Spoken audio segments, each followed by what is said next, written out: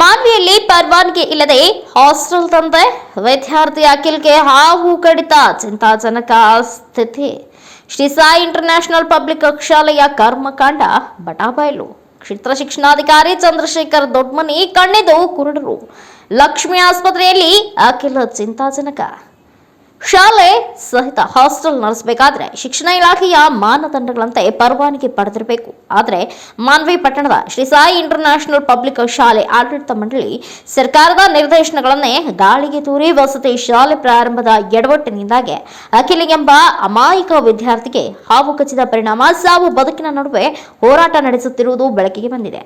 ಮಾನ್ವಿ ಪಟ್ಟಣದ ಯರಮಲದೊಡ್ಡಿ ರಸ್ತೆಯಲ್ಲಿರುವ Shri Sai international public ಶಾಲೆಯ ಸುತ್ತಮುತ್ತ ಜಮೀನು ಇರುವ ಕಾರಣಕ್ಕಾಗಿ ವಿಷ ಜಂತುಗಳಿಗೆ ರಾತ್ರಿ ವೇಳೆ ಆಗಮಿಸುತ್ತಿದ್ದ ಹಾಸ್ಟೆಲ್ನಲ್ಲಿದ್ದ ವಿದ್ಯಾರ್ಥಿಗಳು ಆರೋಪಿಸುತ್ತಿದ್ದಾರೆ.